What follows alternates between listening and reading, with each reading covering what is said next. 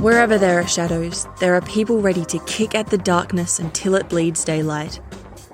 This is Bleeding Daylight with your host, Rodney Olson. Welcome to Bleeding Daylight. Your ratings and reviews wherever you listen to podcasts help others hear stories of light in the midst of darkness.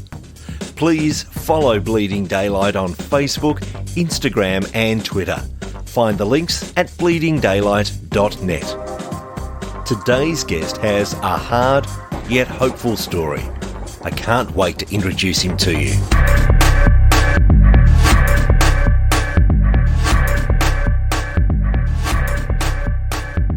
Hard times are a part of life, but Craig Olson seems to have faced more than his fair share of life's difficulties. As a college student with an amazing future stretching out before him, Craig's world was absolutely rocked. That was just the start of a long battle that led him to write the book Defeating the Unbeatable. He's my guest on Bleeding Daylight today. Craig, thank you for your time.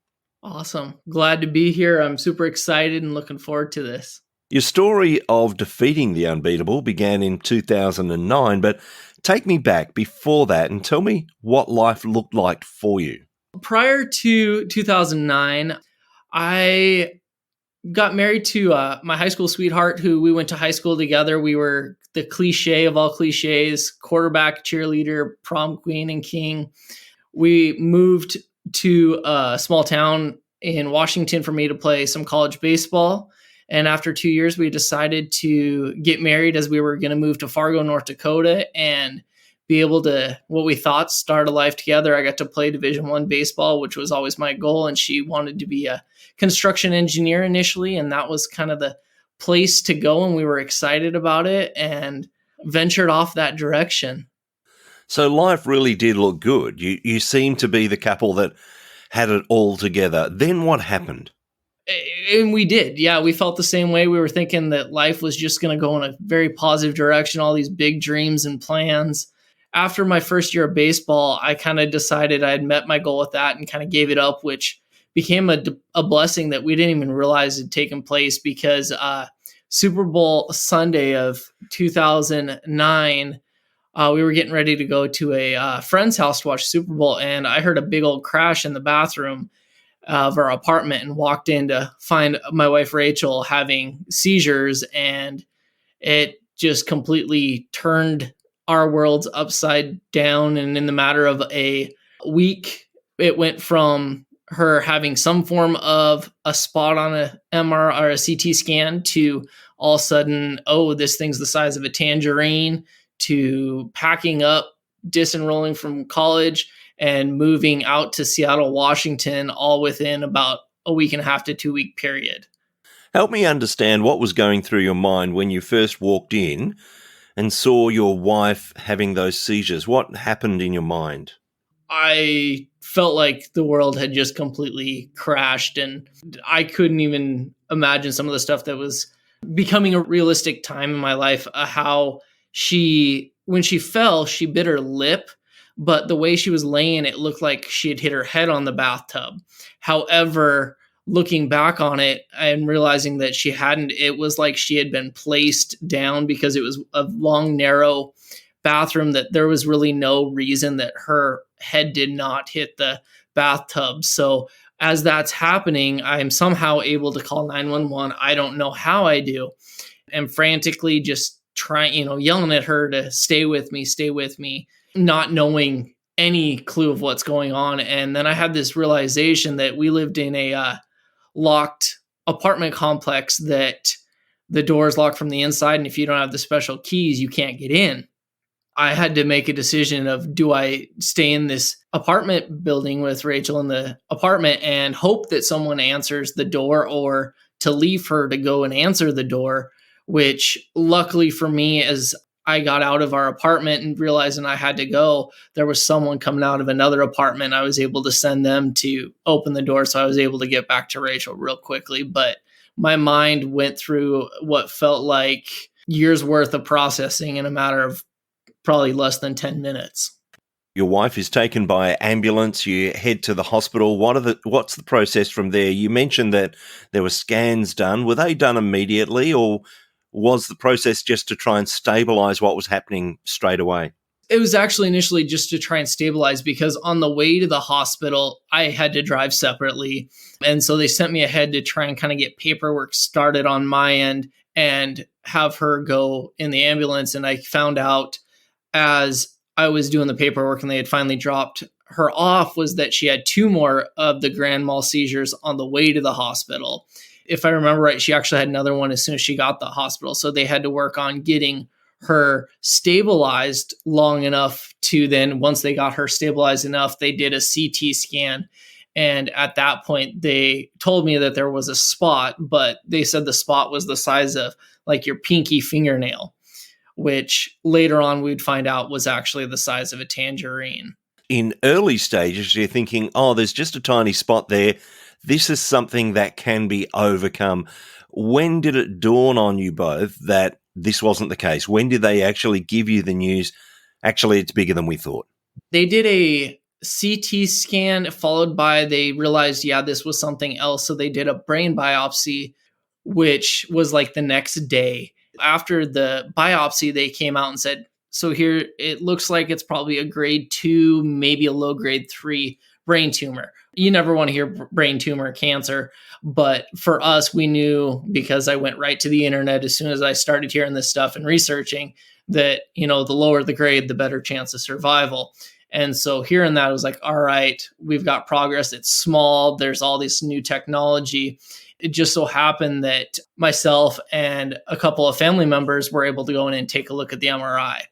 When we did that, I had this absolute sucker punch of, this is not near as small as they were letting it out to be. I found out in that moment that it was the size of a tangerine, and I'm a very reserved person. I keep a lot of stuff to myself and the rock type personality for other people. And I snapped at that point and didn't want to listen to anything else the doctors were saying, because I felt we were completely wasting time by the sheer size of that and not doing anything, to the point where I walked out of the room where a doctor was trying to talk to us.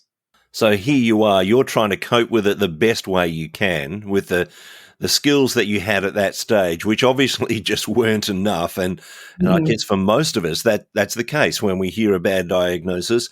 When did they give you a full diagnosis of exactly what was happening?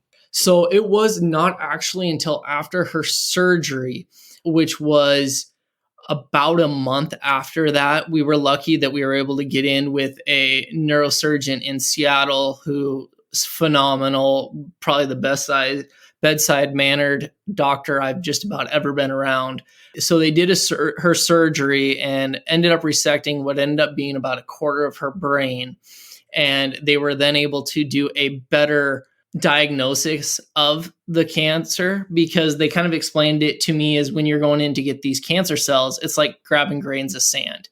You never know what you're going to get. You don't know if you're getting the whole thing. So them pulling that out and coming back to us, and within about a week after her surgery, telling us that it's actually, in fact, a grade 4 glioblastoma, which is by far the worst you can have. I mean, I immediately went once again back to the internet and was getting told at most someone might survive 18 months. And so it was like just a complete another sucker punch to the body. And what was interesting though, and during this time when we're getting told this bad diagnosis, Rachel, obviously she was upset, but she kind of wiped her tears and just with this straight, like determined face said, let's get going. Let's start. Let's get after this. And it was kind of at that moment that, looking back, kind of led to the title of my book, Defeating Unbeatable, as taking it head on and not letting it destroy her or the life she was going to be able to lead. So you're dealing with this at the moment. You're a long way from family because you've moved. What was your support structure around you at that time? Where we were in Fargo, North Dakota was nowhere near family. We're both originally from Montana. Her mom lived in a small town called Moses Lake, which was about 3 hours from Seattle. I had some cousins that actually lived in the Seattle area. So we actually moved closer to some support system. However, it was very small. My mother-in-law at the time was always around and available for me. I had, like I said, my cousin that lived in the area. We spent months living with her and her family to kind of help be able to stay in the Seattle area. But it was definitely a different kind of core group of support my family would get over from Montana as much as possible. We tried on weekends making trips to Montana as much as possible when Rachel wasn't having treatments. But it was one of those things where I realized later on that your support systems definitely ebb and flow depend on where you are in your current situation and walk, for sure. At this stage, you've been given a diagnosis that Rachel perhaps has 18 months to live, but she's determined to fight it, and you're fighting alongside her. How did things pan out from there? So once we were given the diagnosis, she had to go through a bunch of different physical therapies and vocal therapy to work on bringing back her conversation and being able to talk. She had to retrain her whole right side of her body because the tumor was in the left side. So being a very right-handed person, right-hand dominant and everything, it was a lot of learning for her. I think they said we could have 2 weeks up in the rehab floor. In a week, she was already to the point where they told her, you're doing better than we could have ever expected. We got no more for you. And we're actually able to send us home at that point. She would spend then about the next probably 16, 18 months to 2 years going through different forms of treatment. One form of treatment that we started out with was oral, and it killed her blood counts to the point where they had to take her off of it. Then not long after that, her MRI came back showing that the tumor was growing back again. And we needed to be a little more proactive on trying to hopefully find something that would stabilize her. They started her over on a infusion chemo along with another drug that were actually not only able to stabilize it, they actually did shrink it a little bit. It got to the point where about a year and a half after surgery, we were able to go back to college in a little town called Ellensburg, Washington at Central Washington University, where we both were actually able to graduate with teaching degrees. And it was kind of one of those things that showing just the personality and the positivity that exuded through Rachel and helped carry me was we used to joke about how, in spite of the fact that she really only had 3/4 of a brain, she was smarter than 90% of people because she was able to get a teaching degree in middle school math and science, which is not an easy degree. So on the one hand, where you're putting so much energy into actually fighting this condition, you're also trying to get on with what we would call normal life. How important was it that you were able to get back into some sort of normal routine in the midst of this chaos? Oh, it was huge, huge. Without being able to do that, it was not only hurting her with her energy levels and willingness to do a whole lot when we were just sitting around, but for my health as well. I struggle with a lot of physical health issues, just with like weight gain and lack of motivation for everything. So being able to get back and start getting back into school, we saw a newfound energy in both of us. Within the whole thing, one of the biggest things that drove us was the idea of just trying to enjoy anything we could whenever we could and seeing the positive things, even how small they might be. It was definitely a big push for us. And it was nice that once we moved to college and within Moses Lake, we were able to find a really good church for us that helped out in a lot of capacities, that included helping get me someone to hang out with her while I would be able to go out and hang out with some of those guys and find some activities to kind of reboot myself. For the longest time when she was initially diagnosed, I wouldn't leave her side. And that was another big issue for my health. And so getting kind of some normalcy back was huge in the progress that we were able to make. And it carried over into a lot of miracles that we were able to experience as a result of it. So you're starting to live a more normal life as you continue on. Do your thoughts start to turn towards those initial dreams as this young married couple that are going to build a life together and perhaps build a family? They did. Initially on, we were told that there was almost no chance of her having kids prior to her surgery. And they actually told us that, you might want to look at some alternative, maybe freezing eggs to see if maybe if she gets through this, that you might be able to do. the opportunity of having a family. We decided after long conversation that wasn't for us, but being able to get that normalcy back, those dreams definitely started coming back in the picture.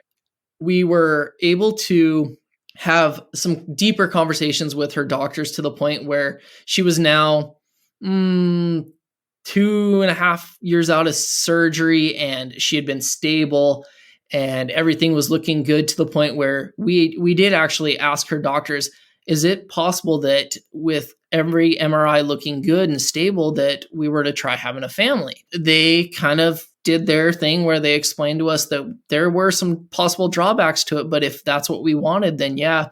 Their only stipulation for us was that we needed to wait a year after Rachel's last treatment before giving it a try, to hopefully allow for any of the chemotherapies to work their way through her system. We ended up being blessed almost right away with finding out that we were pregnant with our first son, Michael, who is now 9 and healthy and lots of energy and awesome. And then she continued to do well with that. And we were able to enjoy the opportunity of getting pregnant again a couple years later, we were so excited. However, that pregnancy did end up in a miscarriage, where that was kind of one of those things where we kind of were wondering, are we going back into more health problems? And started kind of back of my mind wondering, does this mean the cancer's coming back? She had an MRI not long after that, and everything looked good. And before long after that, we found out we were pregnant again, and ended up with Camden, who is now 6 years old and running around driving me crazy. So life does seem to be going in the right direction. But tell me what it's like living with that shadow over you all the time. Because you mentioned there a couple of times you're looking at things saying, oh, is the cancer coming back? Is the cancer coming back? What is it like to try and live a normal life when there's that constant shadow over you? It's hard. And it is one of those things that, in spite of my best efforts to, really be living my goal of focusing in on those good things that happen, and celebrating those little things, there was 100%, I'd be a complete liar if I didn't tell you there was always a part in the back of my mind wondering, is this day going to be the day that something happens? Felt like I had a microscope that I was watching Rachel and everything she was doing. And, maybe she would trip a little bit or stutter a bit. Because during this time, she was still having forms of seizures where she would get paralysis on her right side and not be able to talk for up to 12 hours at a time. Each time these happened, that anxiety came right back up to the surface, not knowing whether or not it was going to be coming back. And so it was a constant looking over my shoulder and anxiety filled. There's still things to this day that can trigger that for me, where it'll flash me back to those times. If I hadn't really had a support system that I did, where I was able to have a men's small group, it would have been a lot easier for me to fall back into that bigger trap of really being focused only on those possibilities. Is there any way that you can contrast the sorts of things that you were going through as to what Rachel was going through? Because she's battling these health issues, but I guess on the other hand, you can't battle it for her, and you're feeling like you just want to get in there and make something happen. What was the difference in the way that you were reacting to what was going on? I think for me, to try and compare, it was a lot different. I think going through this, for me and Rachel, our religion, our faith in God was always huge. But I think her feelings of being okay with wherever life were to take her in this were way further along than me. And so I definitely was trying to combat that with trying to control everything I could to make it better for her. And at times I became quite overbearing on her, to where she would at times just tell me, you need to go, you need to take a break and leave me alone, because I was so over the top. And she was in a way at peace with what was going on and where life would go. We'd love to say that there's a happy ending to this story, that you start to build a family and life just gets better and better and everyone lives happily ever after. But unfortunately, that wasn't the case, was it? No, when Camden was born, everything had looked good. And he was born in 2015. And then towards the end of 2016, we started noticing some changes, some little things. And we had just actually gotten Rachel's MRIs switched every 6 months instead of every 3 to 4 months. So we were thinking, oh, everything's going in the right direction. Well, the first MRI at that first 6-month mark after, the doctor said, ooh, there's some stuff that we haven't seen before. There's a new spot.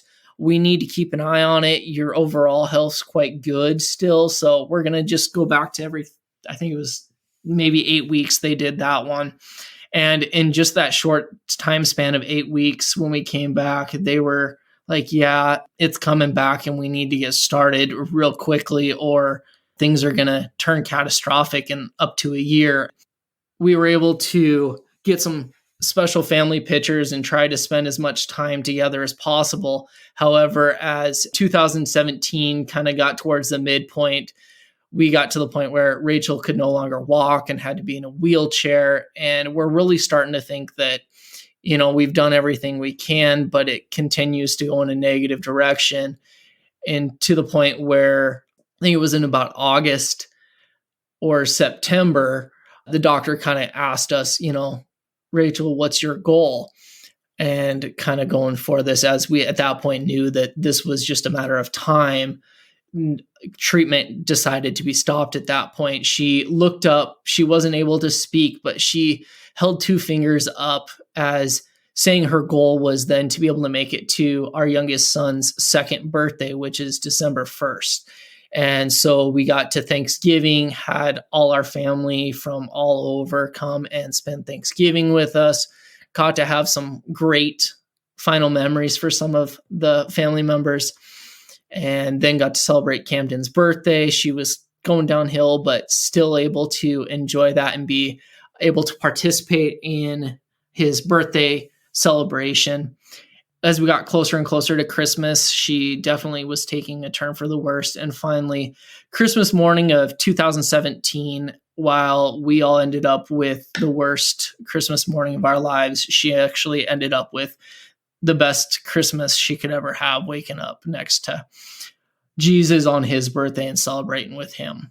It's such a hard thing to happen, especially when you're this young man with 2 young children. You're now left on your own. You've mentioned several times the part that faith is playing in this story. What was your interaction with God like at this point? Was it anger? Was it seeking comfort? How did that play out? Initially, I was completely numb. Kind of like you said, I'm a father of 2 young boys now, all of a sudden, that really, in spite of your best support system, you feel like you're going to be completely on your own and just completely lost. My faith and relationship with God went through kind of a rough stretch where, I just didn't understand and really struggled with being able to wrap my head around why this would happen when you've got people that don't want to fight, and she wanted to fight as hard as she could because she had so much to live for. I tried going through a grief share group through my church, our church in Moses Lake, and went through parts of it and felt like there was some benefit to it, but it wasn't necessarily fitting what I needed. So it was nice that I was able to get back to hosting the men's group that I had and really able to open up about the struggles, and some of the conversations that we were able to have really did a lot for my faith in the time and my relationship with God. One of the biggest things that stuck out was a conversation about whether or not it was okay to question God and his plan. And it was really interesting to hear people's perspectives and really kind of come to the understanding that, I firmly believe that God is larger than anything that we can be thrown at, and he's big enough to be able to have us question because he gave us that capacity to do it. At that point, once I kind of realized that, my faith and relationship with God really started moving back in the positive direction and just kind of led to a lot of positive things happening in spite of that struggle going on at the time. At what point did you decide that you needed to start writing down some of this experience and writing your book? Because it's not a traditional, here's my story. It's actually got links to baseball and links to biblical themes. Tell me about the book and what made you decide to start writing it. Way back at the very beginning, I was shared a website called Caring Bridge, which is an opportunity. It's kind of like a Facebook book for people to be able to share what's going on in a family member's battle with illnesses or struggles. I was doing updates every few days and really started to find a peace in it. It was something very surprising to me because I was always the first one to say I was a horrible writer in school and didn't think writing was ever something I liked. I did enough to get by in school, but the writing seemed to really hit home for me as we were kind of early on and I was sharing the information with our family and friends.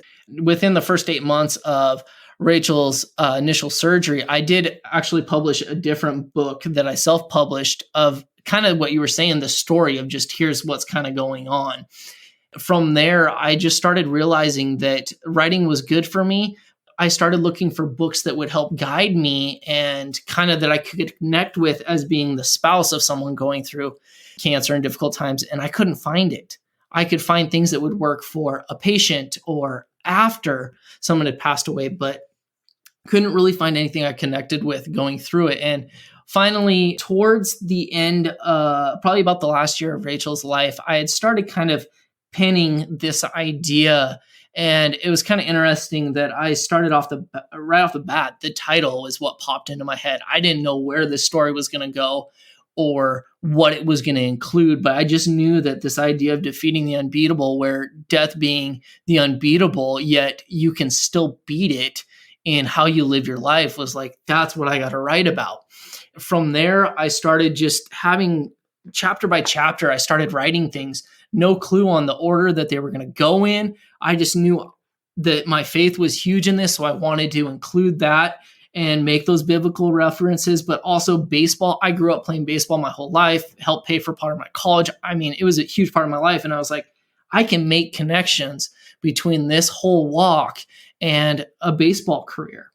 Just seeing how each chapter I was able to connect a biblical story with it just made it even that more powerful for me and became a very big therapy for me as I walked through the various struggles.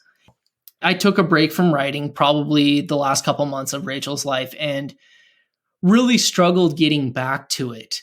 About 9-10 months after Rachel passed away, I actually was introduced by a fellow widower to a lady named Tasha, who is actually now my wife.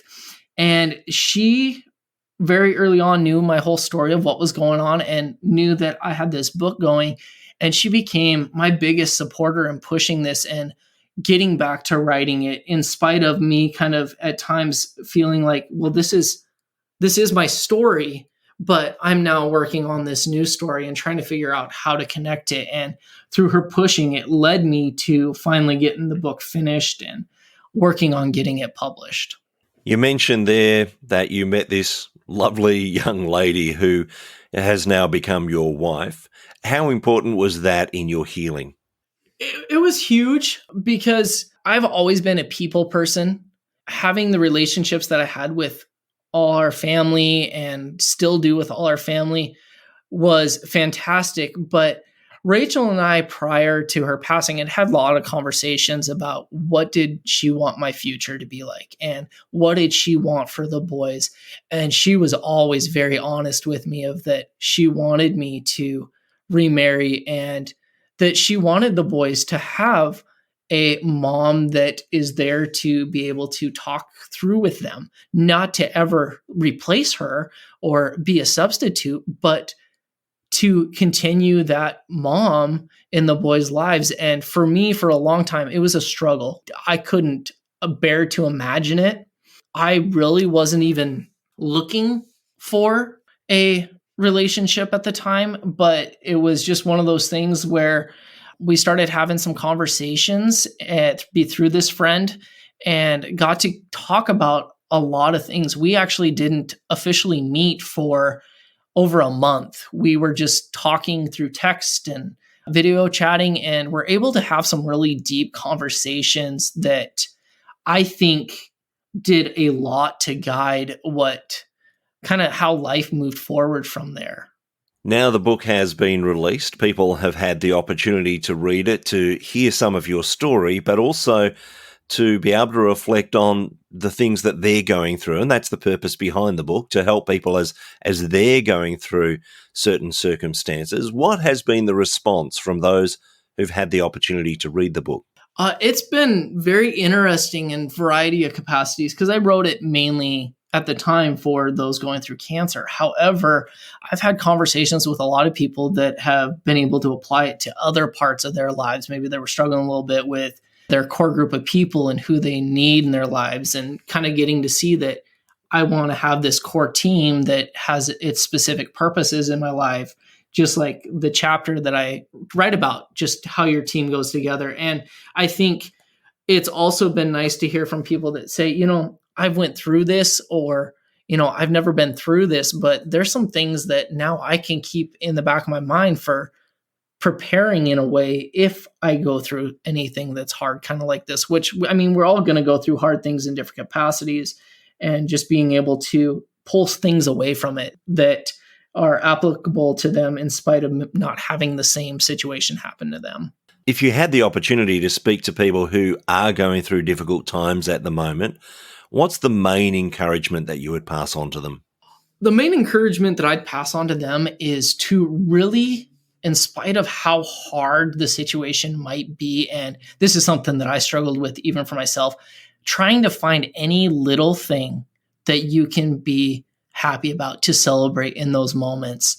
For me, it was sometimes just driving in the car and listening to a song and singing it out loud, or even when she was in the hospital, looking out the window and just appreciating the sun coming up, or playing a card game. Just find little things that you can celebrate and hold on to those, because those are going to be the things that are going to help you get through those hard times, instead of waiting for that big moment that you then all of a sudden are at the end and realize, man, I missed out on a lot of little things. So really try to appreciate those little moments that you're getting. Craig, you're several years past the time that you lost Rachel. You now have a wonderful wife. You've got your 2 boys. But is the grieving process still continuing for you? Definitely. In different capacities. It ebbs and flows, where, there's little things that you still see that it's like, oh, yeah, Rachel appreciated that, or that was something that Rachel really enjoyed. But I say it in a different way than I did when she initially passed away. There's not really necessarily that sadness, as more of a celebration that I got to experience those times with her, and she was able to have those almost 10 years of battling cancer when she was only given 18 months. That for me has been something that's always pushed me in a positive way. What I'm now kind of going through is more with just our boys and them getting to that age now where they're recognizing some things that maybe we have other family members or friends that pass away, and the boys will kind of be reminded of Rachel's passing, and it kind of puts us back to where we have to kind of work through some of that stuff. So I think the grieving process in different capacities kind of is ongoing, but the way I think about the things has changed to more of a looking at the positives versus that necessarily the negatives of going through those experiences. Craig, if people want to get in touch with you or to find the book, where's the easiest place for them to go? I've got a website, which is nice because it comes directly from me, and I can send them signed copies of the book as well as a connect section. It's Craigory19, so that's Craigory19.wixsite.com/defeat. That's my book specific website. I am on Facebook at Defeating the Unbeatable. And then I've also just recently started a weekly kind of short inspirational video series called Defeating Weekly, which is on YouTube. So any of those places, people can always check out and get in touch with me. I'm very much active in those and keeping a close eye on them. So I'm always willing to talk to people and get their thoughts on the book, as well as just share and have conversations with people. I really enjoy having conversations with people. And I'll put the links to all those places, to the website, to the Facebook and the like, I'll put them in the show notes at bleedingdaylight.net, so it'll make it easy for you to grab them. Craig, it's been great to hear your story and to be able to walk through that with you. Thanks for the book that you've written, because I know it's going to help so many other people. But thank you for your time today on Bleeding Daylight. Thank you, Rodney, as well. I appreciate it. Thank you for listening to Bleeding Daylight. Please help us to shine more light into the darkness by sharing this episode with others. For further details and more episodes, please visit bleedingdaylight.net.